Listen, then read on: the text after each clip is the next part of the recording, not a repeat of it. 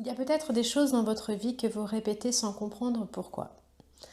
Le même type de relation qui se termine de la même façon, la même difficulté à recevoir, à demander, à vous sentir légitime, tout simplement. Une peur qui correspond à rien de ce que vous avez vécu. Un schéma qui revient et qui se répète, comme s'il s'était transmis sans que vous l'ayez choisi. Une partie de vous, peut-être de ce que vous traversez aujourd'hui, a envie de se déposséder de ça.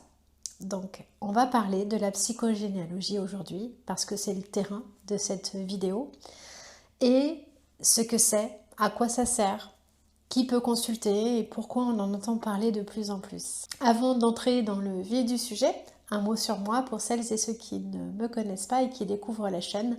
Je suis Vanessa Bianchi, thérapeute et coach pour les femmes que j'accompagne notamment en transition de vie. La psychogénéalogie, le transgénérationnel fait partie de mon quotidien dans le cadre de mes consultations. Je précise une chose parce que c'est important, la psychogénéalogie n'est pas une science exacte. Je ne vais pas vous vendre une méthode magique. C'est une approche clinique, exploratoire, qui s'appuie sur des travaux sérieux, sur une lecture fine de l'histoire familiale. Alors, qu'est-ce que la psychogénéalogie ? Commençons par le commencement. La psychogénéalogie, elle part d'une idée simple à formuler, mais profonde dans ses implications. Nous n'héritons pas seulement d'un nom, d'un physique ou d'un patrimoine. Nous héritons aussi d'une mémoire émotionnelle, de loyauté, de non-dits, de schémas qui se transmettent d'une génération à l'autre, souvent à notre insu. Le terme a été popularisé par Anne-Ancelin Schutzenberger, psychothérapeute et universitaire française notamment, dans son ouvrage de référence Aïe mes aïeux. Elle a observé au fil de ses accompagnements que certains événements de la vie de ses patients semblaient résonner avec l'histoire de leurs ancêtres. Des dates, des âges, des situations qui se répétaient avec une certaine régularité assez troublante. Et le travail s'inscrit dans une lignée plus large. On peut citer les recherches sur les loyautés familiales invisibles d'Ivan Borzomény-Nagy, les travaux sur la transmission du psychisme entre générations, ou encore le concept de secret de famille, étudié par Didier Dumas d'ailleurs. Donc tous convergent vers la même intuition. Ce qui n'a pas pu être dit, ce qui a été tu, eh bien, va se perpétuer d'une génération à la suivante.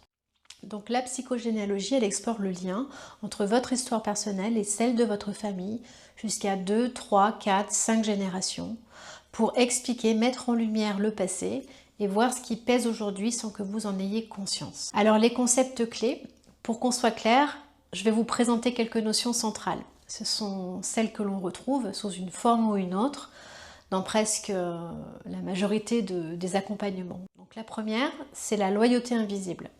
Sans nous en rendre compte, on reste fidèle à notre famille, parfois jusqu'à reproduire ses souffrances. Réussir là où un parent a échoué, ça peut générer une culpabilité sourde. Être heureuse quand une lignée a souffert, ça peut être interdit. Une loyauté invisible, c'est cet attachement profond qui nous pousse à ne pas dépasser, à ne pas trahir, quitte à nous freiner. La deuxième, c'est le syndrome d'anniversaire. Et Schutzenberger d'ailleurs a décrit cette tendance, les dates précises, un événement marquant qui est survenu dans la lignée. Par exemple, un parent qui est décédé, une rupture au même moment qu'une perte familiale.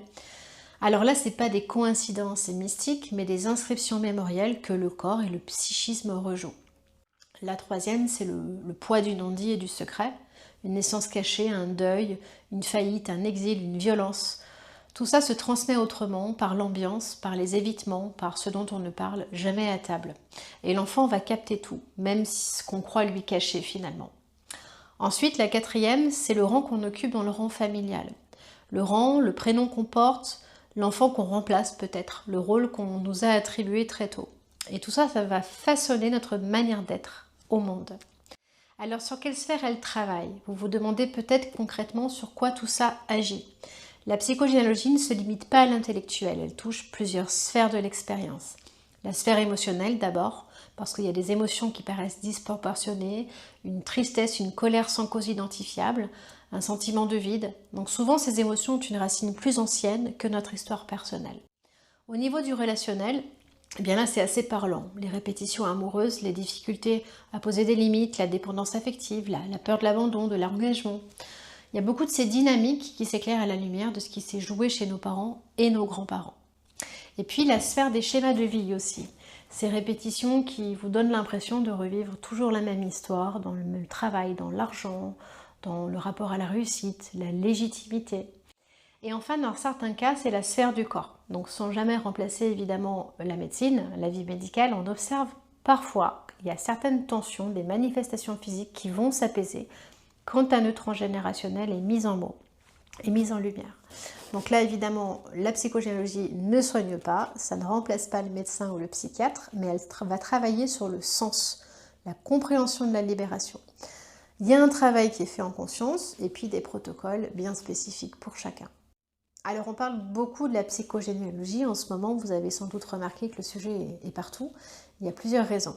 Enfin je dis en ce moment, mais ça fait des années et heureusement, parce qu'on l'aime. On vit dans une époque en fait où on est en quête de sens. C'est devenu central. Quand beaucoup de personnes ont travaillé sur leur développement personnel, il y en a qui sentent quand même qu'il manque une pièce. Elles comprennent que leur blocage, eh bien elles n'arrivent pas à les dénouer en profondeur.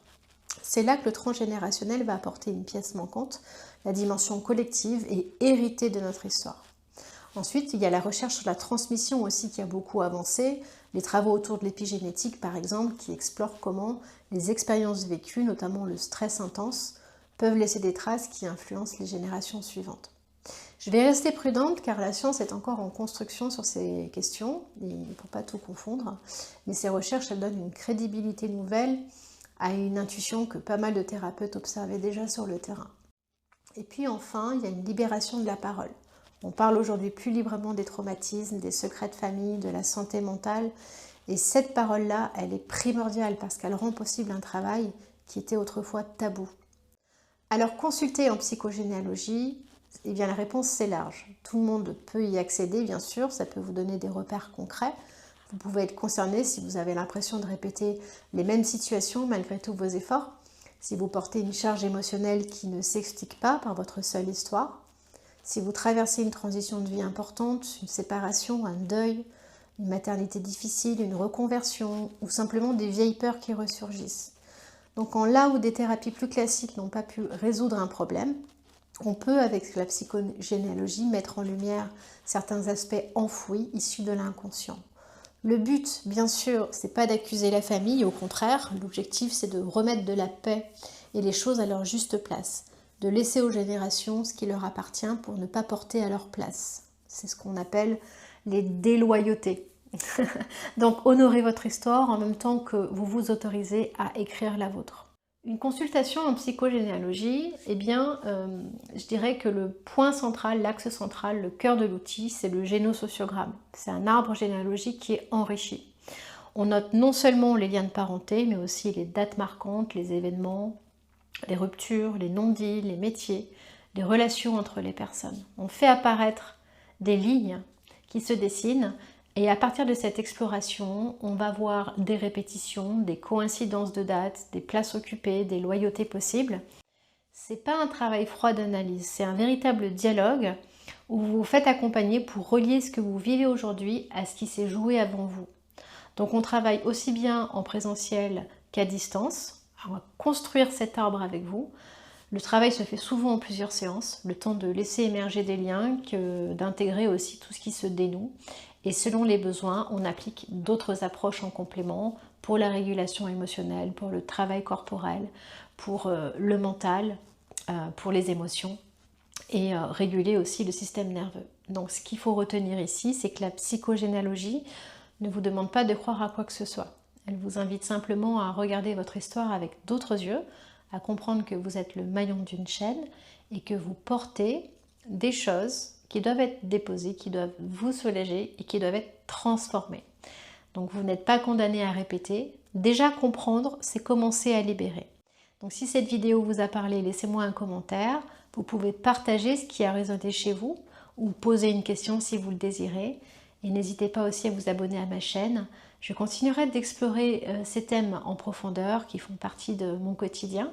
Si vous sentez que c'est le moment d'ailleurs d'entamer un travail pour vous, vous pouvez me joindre et visiter mon site internet pour découvrir mes accompagnements. À bientôt!